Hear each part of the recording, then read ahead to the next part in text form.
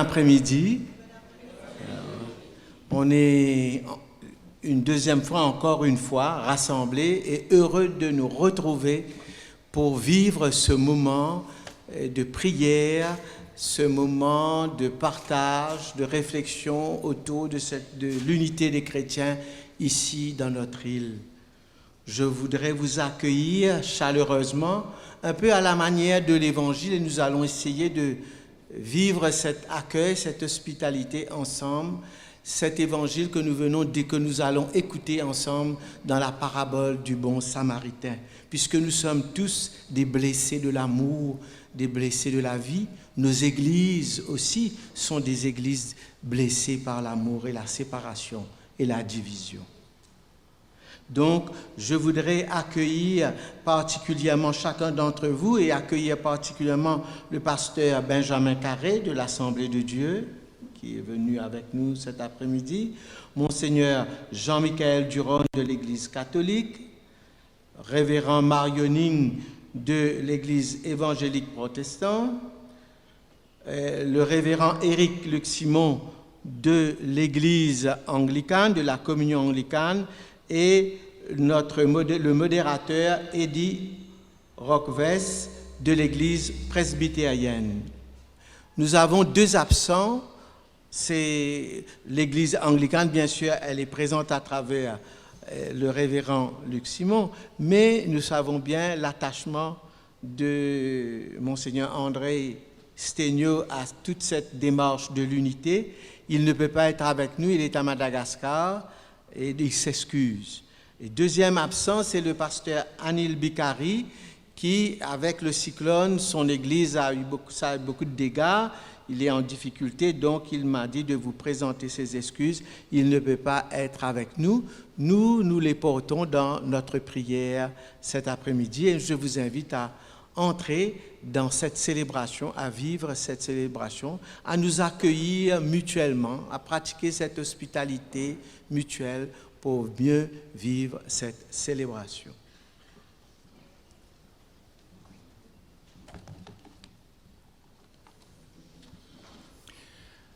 Nous arrivons d'un long voyage et le chemin de l'amitié et de la fraternité est long, rocailleux, poussiéreux, boueux. Nous vous offrons un peu d'eau, ainsi qu'avec vos invités qui arrivent fatigués de leur voyage. C'est une façon d'accueillir et d'exprimer l'hospitalité et la fraternité.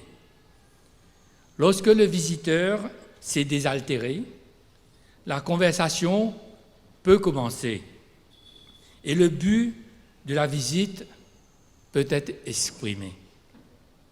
Alors que nous nous rassemblons pour prier ensemble en ce jour de l'unité, nous vous accueillons comme Abraham accueillit les trois visiteurs en leur offrant de l'eau pour qu'ils se désaltèrent.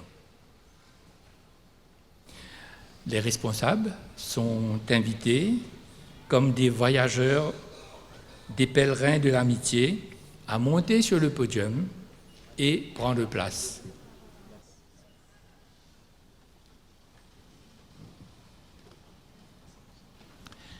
Les serviteurs offrent de l'eau aux participants dans leur gobelet. Alors, les participants, veuillez garder votre gobelet rempli d'eau, ne buvez pas tout de suite et attendez qu'on vous donne les directives après.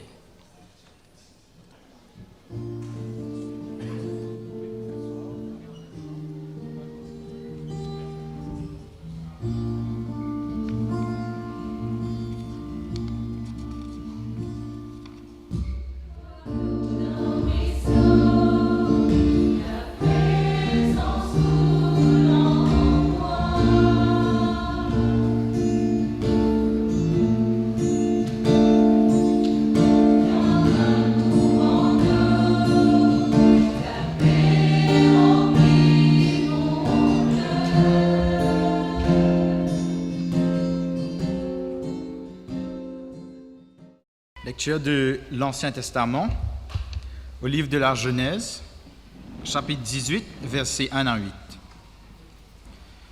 Le Seigneur apparut à Abraham au chêne de Mamré, alors qu'il était assis à l'entrée de la tente dans la pleine chaleur du jour. Il leva les yeux et aperçut 3 hommes debout près de lui.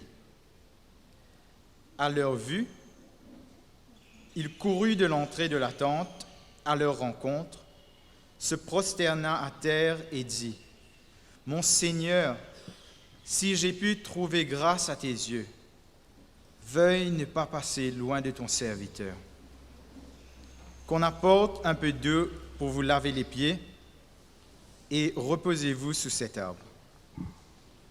Je vais apporter un morceau de pain pour vous réconforter avant que vous alliez plus loin, puisque vous êtes passé près de votre serviteur. » Ils répondirent : « Fais comme tu l'as dit. » Abraham se hâta vers la tente pour dire à Sarah : « Vite, pétris 3 mesures de fleurs de farine et fais des galettes. » Et il courut au troupeau en prendre un veau bien tendre. Il le donna au garçon qui se hâta de l'apprêter. Il prit du caillé, du lait et le veau préparé qu'il plaça devant eux. Ils se tenaient sous l'arbre, debout près d'eux.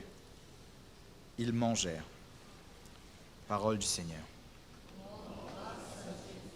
Je veux boire à ta source, je veux boire à ta source, je veux boire à ta source, je veux boire à ta source, je veux boire à ta source, Seigneur. Je veux boire à ta source, Seigneur. Nous voici rassemblés, frères et sœurs, pour prier pour l'unité visible des chrétiens. Au cœur de notre célébration se trouve le récit du bon Samaritain, dans lequel nous entendons l'appel divin à aimer Dieu et à aimer notre prochain comme nous-mêmes.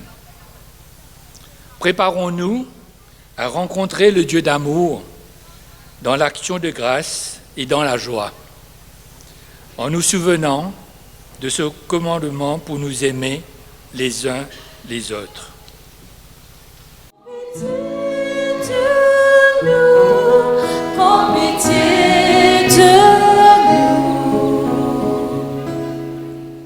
Nous nous présentons maintenant devant toi, Seigneur, pour confesser nos péchés.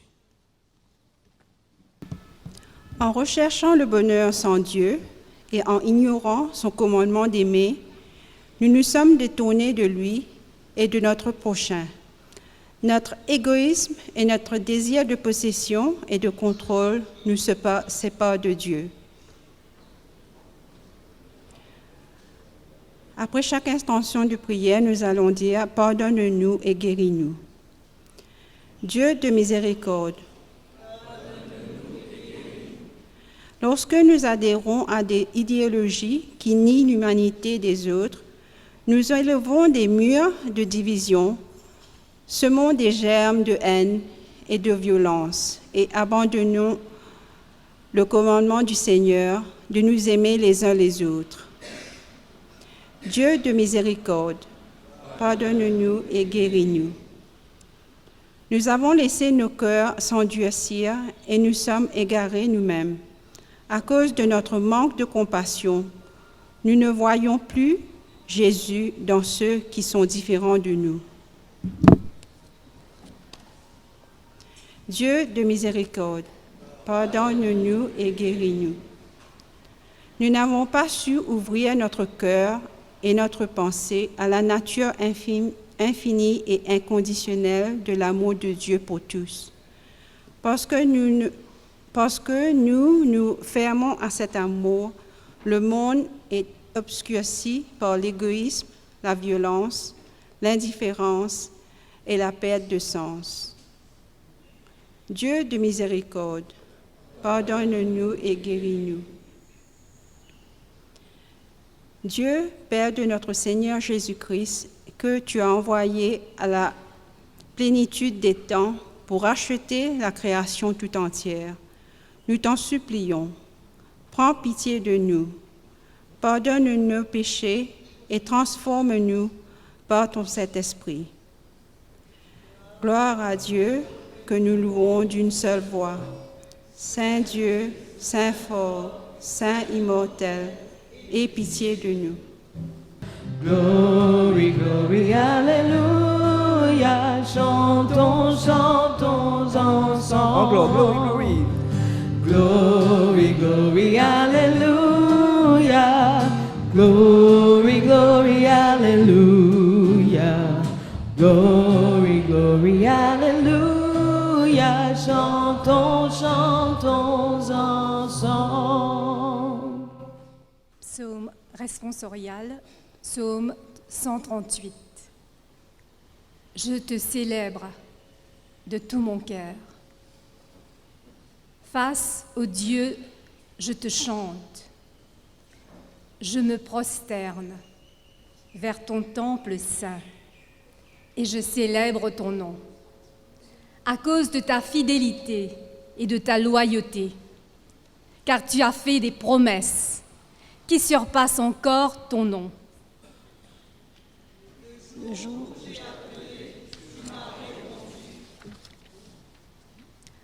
Trois fois saint est l'une des plus anciennes prières chrétiennes, souvent chantée dans les églises d'Orient et d'Occident.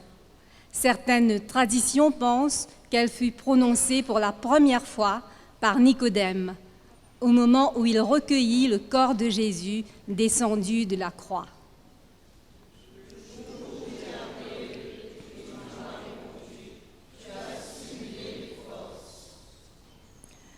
Que tous les rois de la terre te célèbrent, Seigneur, car ils ont entendu les promesses de ta bouche.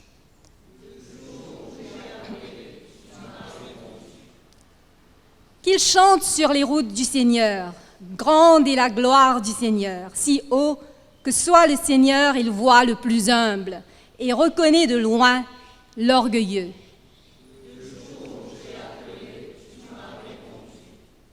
Si je marche en pleine détresse, tu me fais revivre.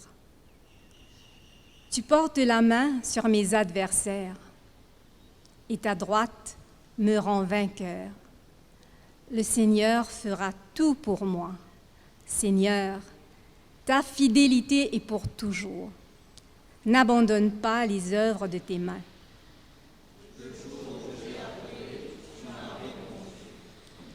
Gloire au Père, au Fils et au Saint-Esprit, comme il était au commencement, comme il est maintenant et dans les siècles des siècles. Amen. Lecture de l'Évangile de Saint Luc, selon Saint Luc. Chapitre 10, le verset 25 à 37.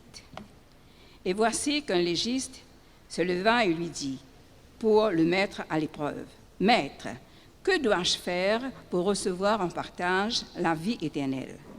Jésus lui dit, « Dans la loi, qu'est-il écrit?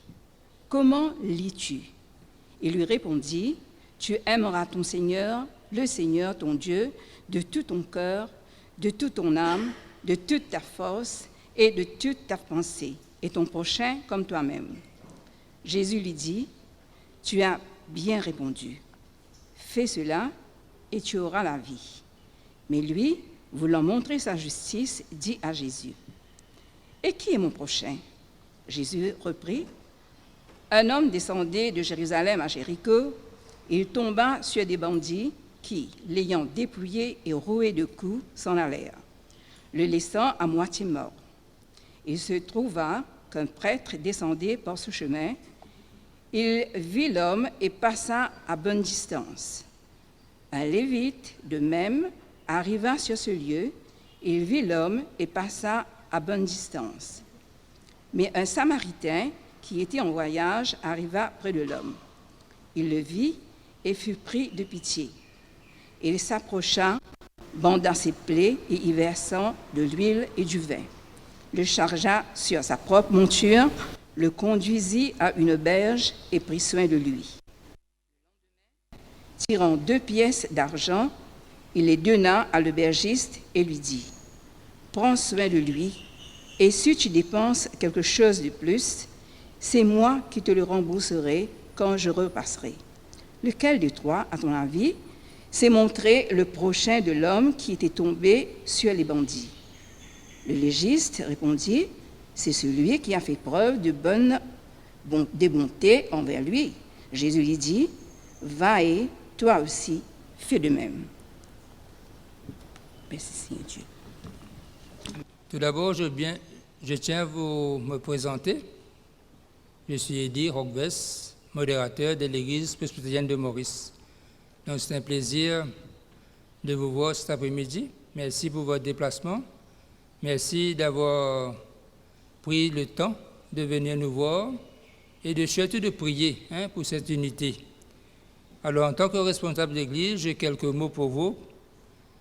Et tout d'abord, pour créer l'unité, vous êtes d'accord avec moi qu'il faut accepter qu'il y ait des divisions qui demeurent encore entre les différentes confessions chrétiennes. Alors, une question s'impose. Comment avancer? Donc, pour commencer, nous devons être conscients que ce chemin vers l'unité part d'une souffrance, celui de la division entre chrétiens. Il nous faut le reconnaître, certaines divisions ne sont pas encore surmontées, il y a encore des choses qu'on ne peut pas faire ensemble. Dommage. Cela reste une souffrance que nous sommes invités à regarder à partir du Christ lui-même. Voici humblement, je vous partage quelques pistes pour avancer sur le chemin de l'unité. D'abord, regardons en face nos différences. Sous prétexte de ne vouloir fâcher personne, on peut être tenté de ne pas aborder les questions qui fâchent, afin de préserver une paix à bon marché. Pour pouvoir surmonter nos divisions, regardons donc en face nos différences, même si celles-ci nous choquent, nous paraissent absurdes ou sans importance. Ensuite, essayons de comprendre l'autre tel qu'il se comprend lui-même. C'est une clé très puissante de l'unité, car elle nous conduit justement à accepter d'être confrontés à la différence. Dans une confession chrétienne différente de la nôtre, ce qui est troublant, c'est qu'on y retrouve à la fois du semblable et du différent. Ensuite, rencontrons les chrétiens d'autres confessions. Pour entrer dans la compréhension de l'autre et l'accueil de son différence, il est essentiel de rencontrer les chrétiens d'autres confessions, de les écouter, de s'immerger dans la logique interne d'une autre confession, de comprendre pourquoi ils croient cela et vivent leur foi telle ou telle manière. Une fois qu'on en admet que la foi de l'autre a sa propre logique, cela désamorce tout mépris et sentiment de supériorité. On arrive à rejoindre l'autre dans son raisonnement tout en lui proposant les fruits de notre propre recherche. Car on peut très bien vivre les uns à côté des autres en s'ignorant les uns les autres. Un petit pas possible, c'est qu'on peut se demander si à proximité de notre paroisse, il n'y a pas une église chrétienne d'une haute confession et organiser une rencontre entre chrétiens de 2 églises pour apprendre à se connaître. Faisons tout ce qu'on peut faire ensemble, louanges, missions, œuvres charitables, etc. Nous pouvons annoncer l'essentiel de notre foi ensemble. Cela suppose de s'apprivoiser, d'apprendre à mieux se connaître, car dommage, il y a encore beaucoup de préjugés et de souffrances. Efforçons-nous de ne plus faire séparément ce qu'on peut faire ensemble. Cela suppose de nous connaître, nous, et l'autre. Échangeons nos dons. Toutes les confessions chrétiennes sont unies par le Christ et animées par l'Esprit Saint. Celui-ci donne des grâces qui vont être plus ou moins mises en valeur dans une telle ou telle confession. Ces grâces appartiennent au patrimoine de toute l'Église. Il est possible de s'alimenter aux grâces des différentes confessions chrétiennes, qu'elles soient missionnaires, liturgiques, musicales, d'action sociale, etc. L'échange de dons est bon pour tous. Tout en restant fidèle à la doctrine de sa propre Église, on peut beaucoup apprendre d'autres confessions chrétiennes, par exemple sur le plan pastoral. Fréquentons des lieux où l'unité est vécue dans l'Esprit Saint. Prenons conscience de l'importance de la question de l'unité, surtout dans ce monde troublé aujourd'hui. Et pour terminer, j'ai une question et la réponse ensemble. La question est, laquelle des confessions chrétiennes s'est montré le prochain de celle qui est désunie? La réponse, c'est celle qui a compassion et qui fait l'unité. Merci. Benjamin Carré, pasteur des Assemblées de Dieu. Je représente ici mon président, le pasteur Less, qui est pris avec ses fonctions. Et en plus, nous avons le décès d'un de nos pasteurs que nous avons appris ce matin très tôt. Mais nous regardons à Jésus. Nous regardons à Dieu. Il n'y a que lui seul qui peut faire tomber les murs, comme Dieu a fait tomber les murs de Jéricho, comme Dieu a fait reculer la rivière Jourdain en arrière. Je compte sur lui. Rappelez-vous que Jésus lui-même, connaissant l'importance de l'unité, s'est courbé avec beaucoup d'humilité devant son Père pour prier pour cette unité. Et nous sommes là justement pour imiter l'exemple de Christ. Ce n'est ni par la force, ni par la puissance, ni par notre connaissance, mais c'est par la puissance de l'Éternel. Et Jésus priait, écoutez les mots de Jésus. Père, je te prie pour qu'il soit un, comme nous sommes un. Courbons-nous devant la face de Dieu et prions pour que nous voyions, pour que nous puissions voir cette réalité de l'unité qu'il enlève tous les obstacles de nos vies, de nos cœurs qui nous séparent. Courbons-nous devant l'Éternel. Nous nous confions en toi, l'Éternel, notre Dieu, comme ton Fils Jésus lui-même a prié, pour que le monde soit un, comme vous, le Père, le Fils et le Saint-Esprit, vous êtes un. Notre présence ici, Seigneur, est un exemple formidable. Mais nous te prions, Seigneur, pour que nous puissions continuer dans cet état d'esprit, de cœur, d'âme, afin que cela devienne une réalité, non par notre puissance, non par notre connaissance, mais par ta grâce infinie. Nous comptons humblement sur toi et nous savons que tu es celui qui exauce nos prières. Je confie cette assemblée, les représentants, les membres, tous ceux qui ont une fonction au sein de leur Église entre tes bonnes mains, Seigneur. Il y a eu un bon commencement, mais nous te prions pour la suite. Au nom de Jésus, Amen. Alors, je m'appelle Monseigneur Jean-Michel Duron, l'évêque de Port-Louis, l'évêque de l'Église catholique.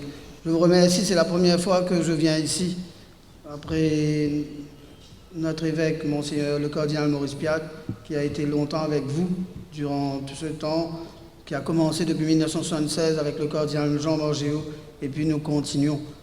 Peut-être ce qui me frappe quand je médite cet évangile avec vous, vous avez pris la parabole du Samaritain.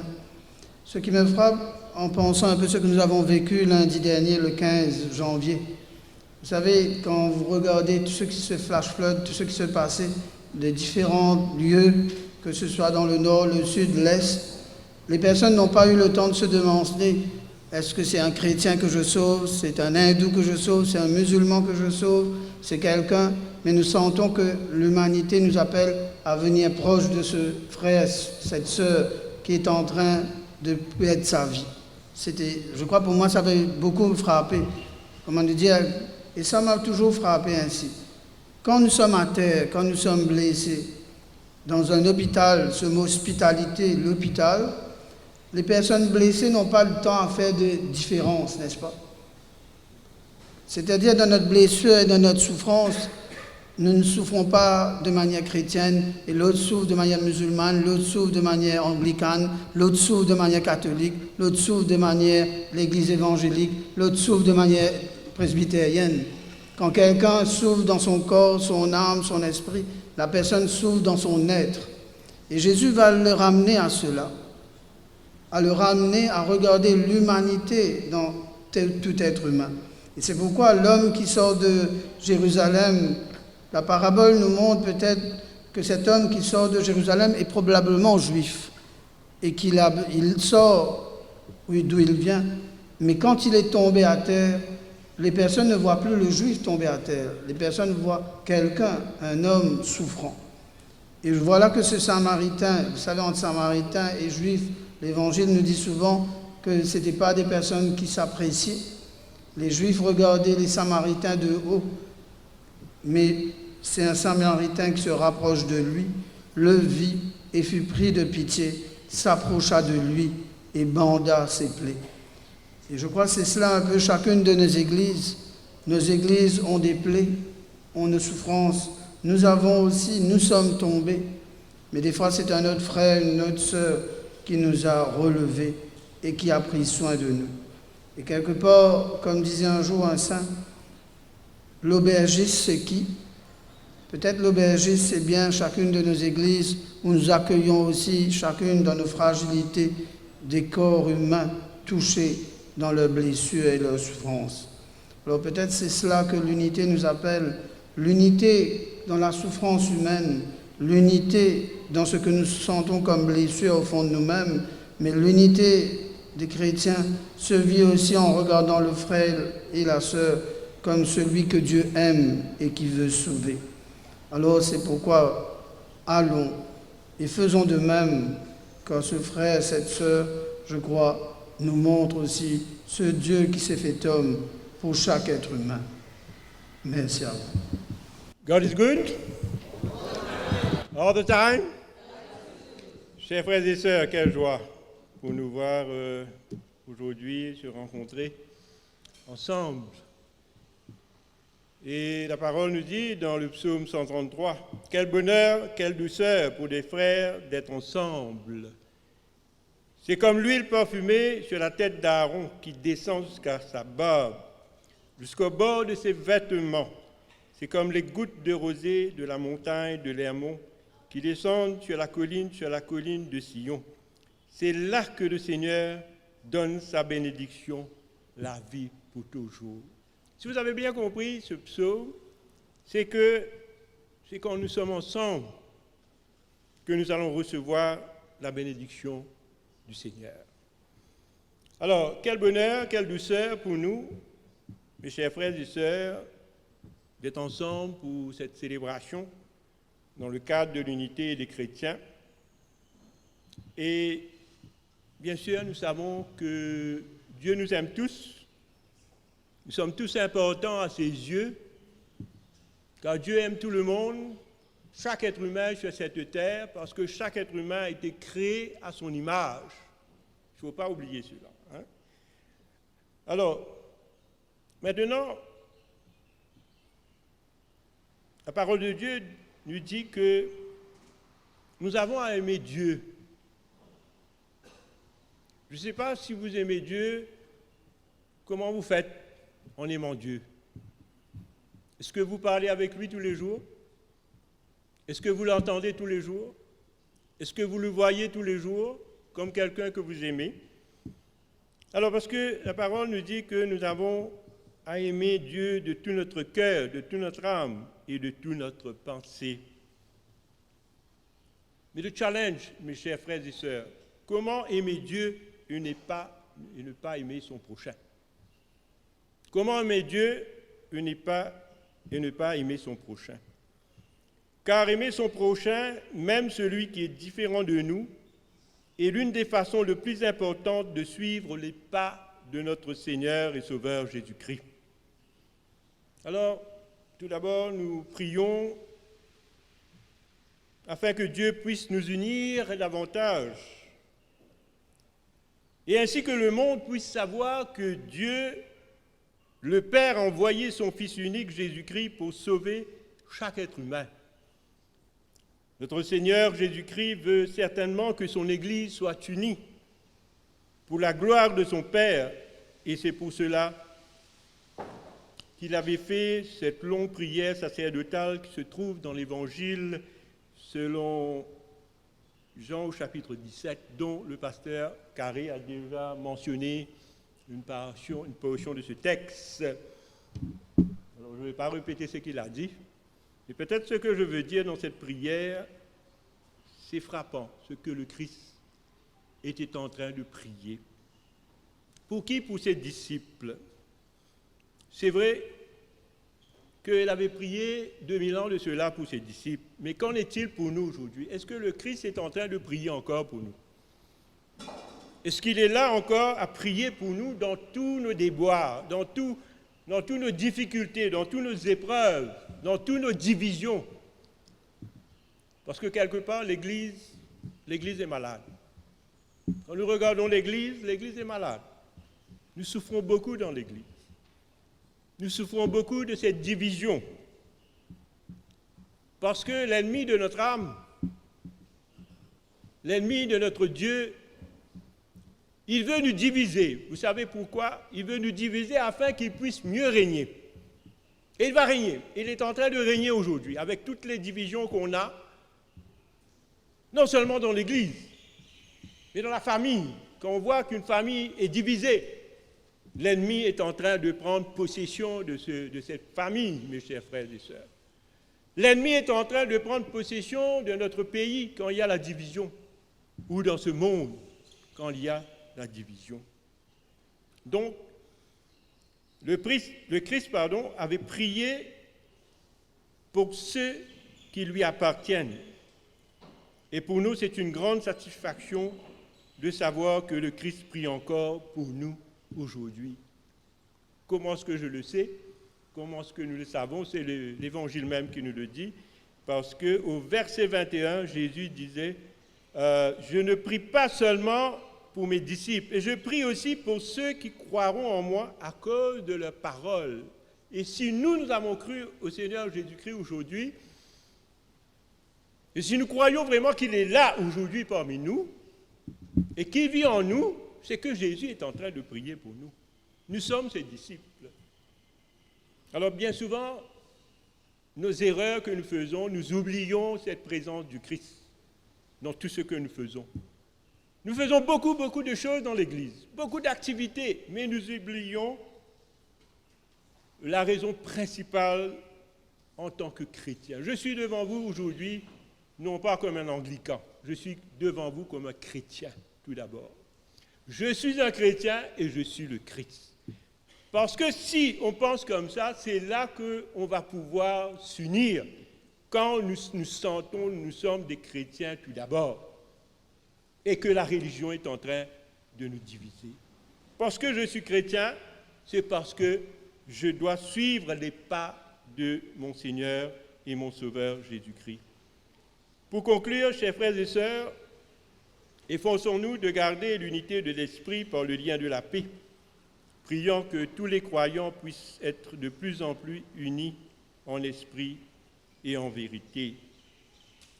Mes chers amis, dans le Christ, nous devons éviter les attitudes et les actes qui suscitent la division.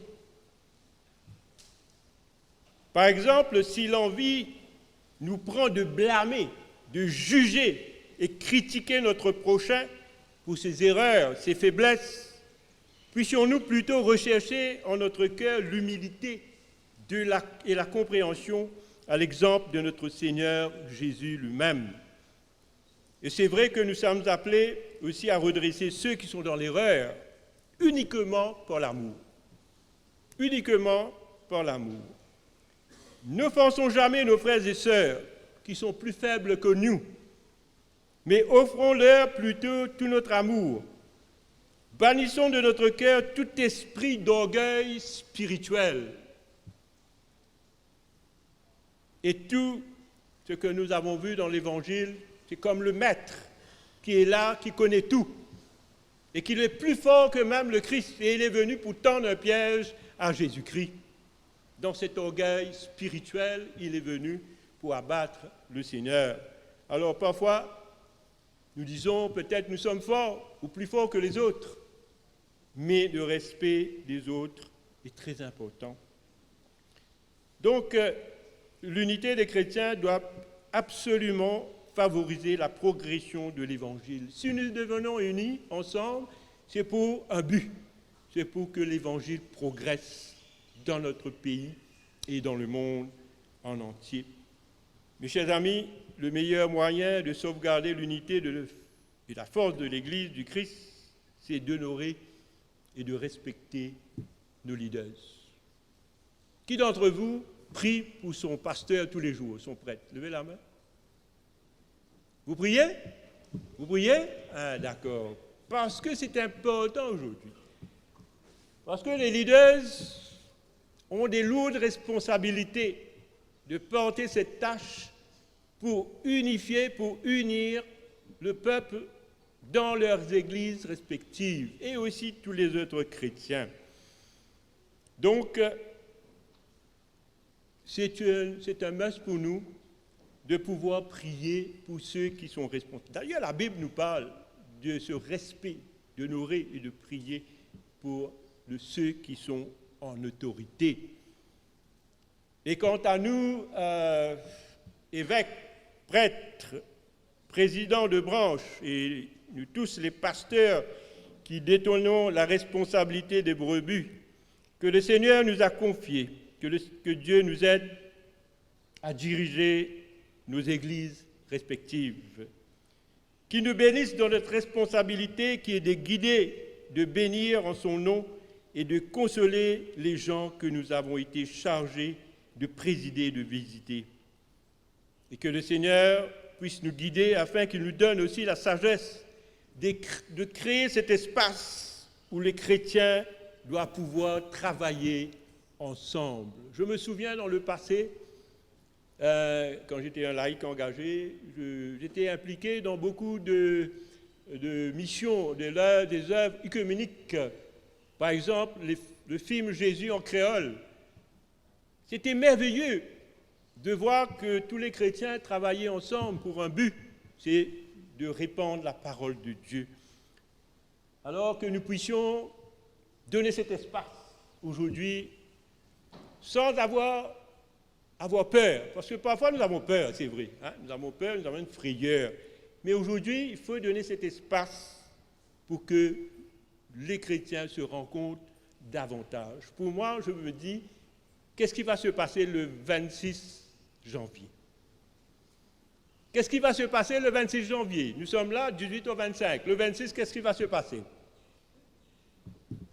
Fini, chacun dans son coin. Chacun dans son coin, on repart. Alors, c'est le challenge qu'on va relever peut-être pour cette année-ci. Qu'est-ce qu'on va faire? On va prier là-dessus pour qu'on puisse se revoir et continuer à travailler et œuvrer ensemble pour la gloire de Dieu. La Bible nous dit qu'il n'y a qu'un seul Dieu, c'est le Père. Tout vient de lui et c'est pour lui que nous vivons. Il n'y a qu'un seul Seigneur, c'est Jésus-Christ. Tout existe par lui et c'est par lui que nous vivons. Que Dieu vous bénisse tous. Amen. Bon après-midi à tous. Ils ont tout dit, hein, je n'ai rien à ajouter. Merci beaucoup. Et j'aimerais tout d'abord remercier le CTO, Comité de travail écuménique, d'avoir mis ce programme sous la coordination de mon collègue et ami Père Oté, avec les autres membres. Un bravo pour eux.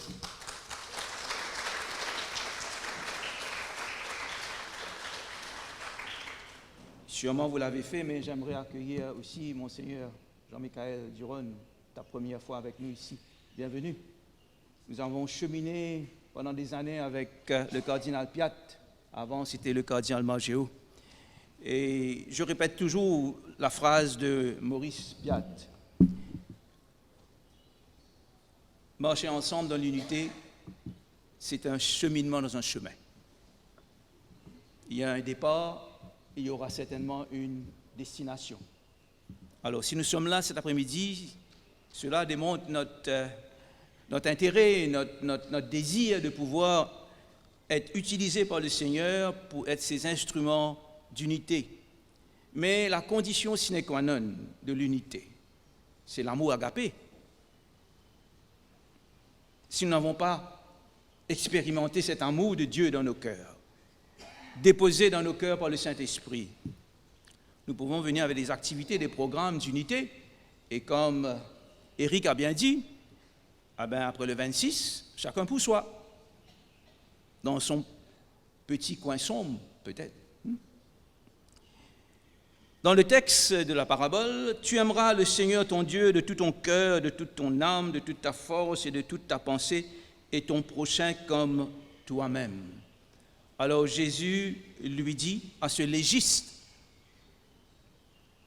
de la loi, tu as bien répondu, fais cela et tu auras la vie. Bien souvent, quand nous lisons la parole de Dieu, nous oublions la leçon. Alors ici, Jésus donne une leçon à celui qui lui a posé cette question. Qui est mon prochain? Fais cela et tu auras la vie. Et puis à la fin de la parabole, comme conclusion, Jésus lui dit, va et toi aussi fais de même. C'est mon message pour tout un chacun et chacune cet après-midi. Faisons cela et nous aurons la vie. Aidons, aimons, pas seulement en théorie, mais en pratique, à travers les actions. Allons, allez, vous aussi, nous aussi, faisons de même. Tu aimeras le Seigneur ton Dieu de tout ton cœur, de toute ton âme, de toute ta force et de toute ta pensée, et ton prochain comme toi-même. Mais Jésus est venu pour nous donner une autre dimension de cet amour. Vous connaissez sans doute le chapitre 13 de l'évangile de Saint Jean, quand Jésus a lavé les pieds de ses disciples. Parmi ses disciples, il y avait un qui allait le trahir. Il y avait un autre qui allait le renier. Il a lavé les pieds de tous ses disciples, inclus ses 2 disciples. Et il a même donné un morceau de pain trempé dans le breuvage ou la soupe à celui qui allait sortir pour aller le trahir, le vendre. Et dans ce texte, Jésus exhorte à la fin, je vous ai donné un exemple. Un exemple. Très souvent, nous aimons ceux qui nous aiment. Et dans la tradition Middle Eastern, si vous avez visité comme moi les champs missionnaires dans cette région, quand vous allez chez quelqu'un, il vous invite à manger, le responsable de la maison, à table, lui, il va prendre un morceau, soit de viande ou de pain, qu'il va tremper, ou bien un morceau de viande, quand il va vous remettre ce morceau de viande ou pain, c'est un signe d'honneur. Il vous honore. Alors quand Jésus prend ce morceau de pain qu'il donne à Judas, c'est en même temps, même s'il savait que Judas allait le trahir, c'est d'une façon d'honorer. Très souvent, quand nous lisons la parole de Dieu, nous oublions dans le contexte culturel et traditionnel dans lequel la parole était autrefois. écrite ou transmise, nous oublions ce contexte. Alors, quand quelqu'un, si demain vous allez en Jordanie, vous allez en Syrie, vous allez à Yémen, à table, quand le responsable ou la responsable de la maison vous donne, avant que les autres commencent à manger, c'est un signe d'honneur. C'est un welcome. Alors Jésus, malgré tout, il savait que l'un va le trahir, l'autre va le renier. Il a mis son amour au comble, le premier verset de ce chapitre 13 nous dit, de Jean. Et après, vers la fin, il nous dit, dans les versets 34 et 35, permettez-moi de lire cela tout de suite, nous qui sommes ici, ces enfants, il dit, je vous donne un commandement nouveau. Dans la parabole, aime ton prochain comme toi-même. Jésus élève à une autre dimension l'amour que nous devons avoir et partager les uns avec les autres. Non seulement tu aimes ton prochain comme toi-même. Maintenant, Jésus nous dit, je vous donne un commandement nouveau. Aimez-vous les uns les autres comme je vous ai aimé. Et nous savons comment Jésus nous a aimés, en donnant sa vie sur la croix. Et à partir du chapitre 13 de Jean, dans le chapitre 15 de Jean, le commandement nouveau, c'est non seulement de vous aimer les uns les autres, d'aimer ton prochain, c'est de vous aimer les uns les autres comme je vous ai aimé. C'est une nouvelle dispensation ou de grâce ou d'amour, une autre dimension d'amour que Jésus apporte. Et il nous dit plus loin, dans l'évangile de Jean, permettez-moi de lire ces quelques versets, dans le chapitre 15, dans le chapitre 13, il nous dit, je vous ai donné un exemple, afin que vous fassiez comme je vous ai fait. Je vous ai lavé les pieds. Et à l'époque, les pieds remplis de poussière. Et c'était le serviteur, le plus nouveau serviteur de la maison, qui avait cette responsabilité. Ici, c'est Jésus, l'hôte, the host, c'est lui qui lave. Ça, c'est vraiment significatif pour nous en tant qu'enfants de Dieu, en tant que disciples de Jésus-Christ, si nous voulons vraiment suivre le Christ. Lui, il s'est abaissé, il a pris l'eau, il s'est saigné, il s'est baissé, il a lavé, il a essuyé. L'amour tangible dans l'action, ce n'est pas la théorie. Alors, un exemple. Il nous appelle à suivre son exemple dans le chapitre 13 de l'évangile de Jean. Et puis dans le chapitre 15, permettez-moi de lire quelques versets, versets 12, 13 et 14, avec votre permission. C'est ici mon commandement. Aimez-vous les uns les autres comme je vous ai aimé. C'est le nouveau commandement maintenant. Nous sommes dans la dispensation de la grâce de l'Église, dans la nouvelle alliance. Nous ne sommes plus sous l'ancienne alliance de la loi, même si ces choses demeurent encore, ces commandements demeurent. Et il continue, il dit, il n'y a pas de plus grand amour que de donner sa vie pour ses amis. Vous êtes mes amis. Parole dixit de Jésus. Nous sommes ses amis. Si vous faites ce que je vous commande. Deux choses. Jésus, notre exemple, et deuxièmement, il nous commande de suivre son exemple. Allons-y, mes frères et sœurs. Tournez-vous vers votre sœur et votre frère. Dites à la personne à côté de vous, je t'aime comme le Christ m'aime.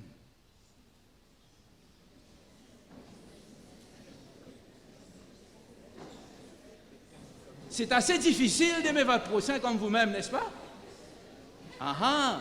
Ça veut dire que si on a 10 000 roupies dans vos poches, vous êtes disposé pour donner 10 000 roupies et aimer votre prochain comme...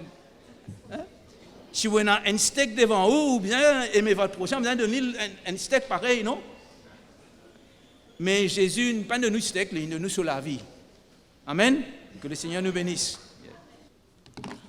Fort de cette invitation à l'amour du Christ, nous allons prendre un temps avec l'Épître aux Corinthiens, au chapitre 13. Je vais lire en premier et sur l'écran, vous allez reprendre le deuxième strophe. Quand je parlerai en langue, celle des hommes et celle des anges, s'il me manque l'amour, je suis un métal qui résonne, une cymbale retentissante. Quand j'aurai le don de prophétie, la science de Dieu,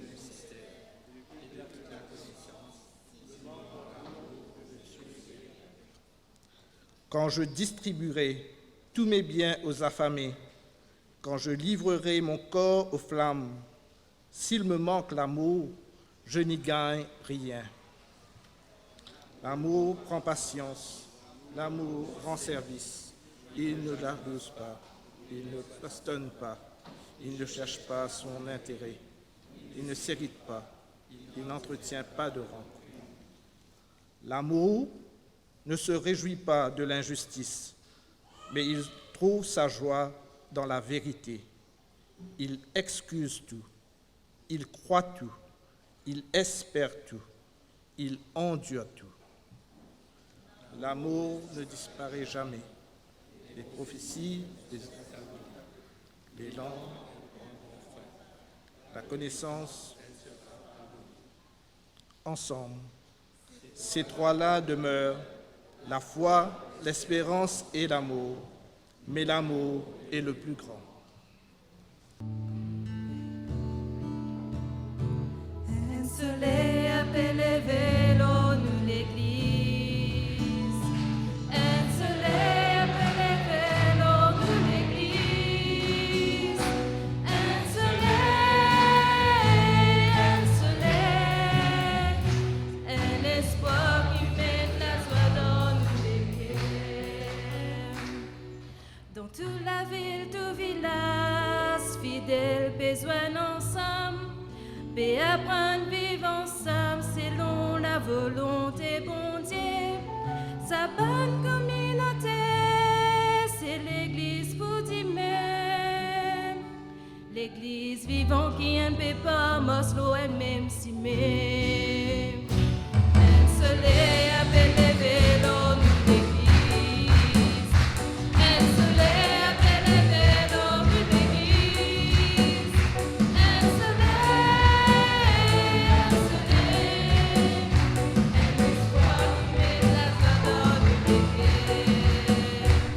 Nous avons été invités à vivre l'appel divin, à aimer Dieu et notre prochain comme nous-mêmes. Alors que nous renouvelons notre engagement à répondre à cet appel, fait que cet amour renforce notre unité en tant que chrétiens. De tout notre cœur, nous désirons demeurer dans l'amour de Dieu et obtenir la grâce d'aimer notre prochain comme nous-mêmes. Seigneur Dieu, toi dont l'amour est sans limite, nous te prions afin que tous puissent connaître ta miséricorde infinie et croire en ton désir de nous combler de ton amour infini. Ensemble, comble.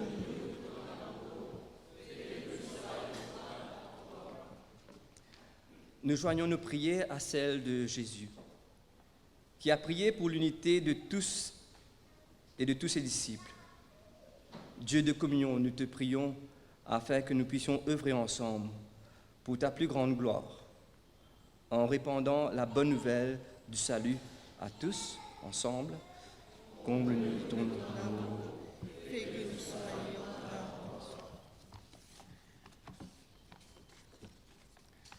Nous sommes conscients que par faiblesse et par crainte, nous passons souvent à bonne distance. Nous détournons de ceux qui ont besoin de notre aide. Dieu de puissance, malgré notre manque de charité, ouvre nos cœurs afin qu'ils puissent connaître la longueur, la largeur et la profondeur de ton amour, et que nous puissions t'aimer davantage et aimer notre prochain comme nous-mêmes. Comble-nous de ton amour, fais que nous soyons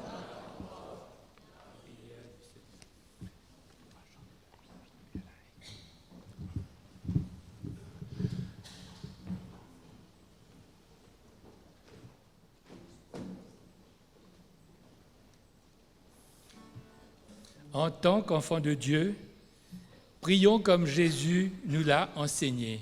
Nous allons chanter le Notre Père.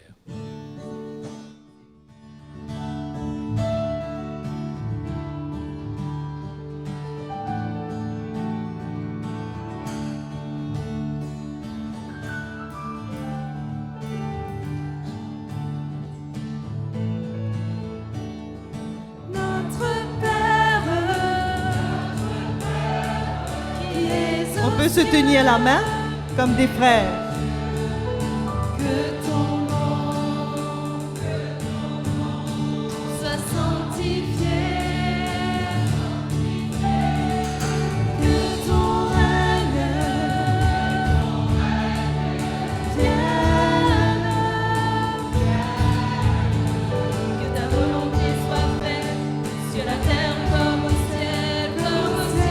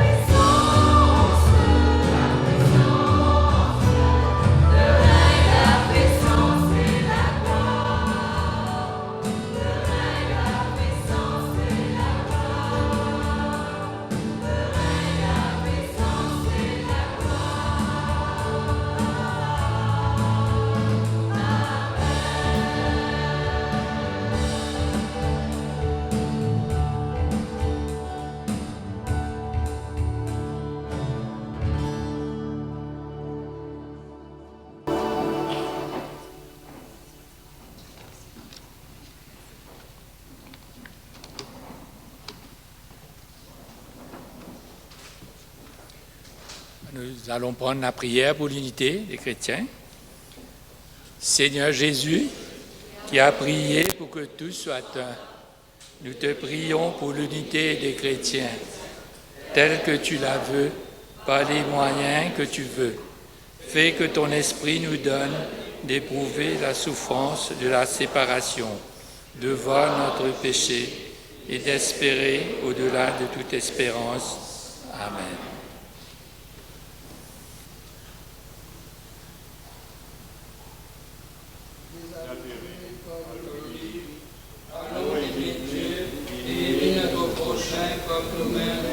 Unis en Christ et animés par le Saint-Esprit.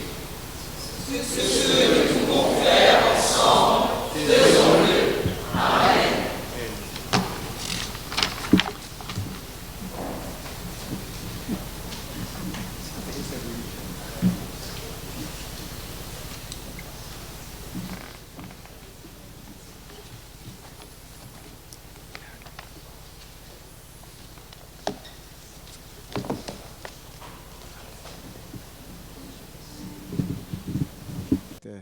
Célébration de cette journée de partage, de prière, et non seulement la journée ici, mais aussi la semaine, et puis la semaine continue.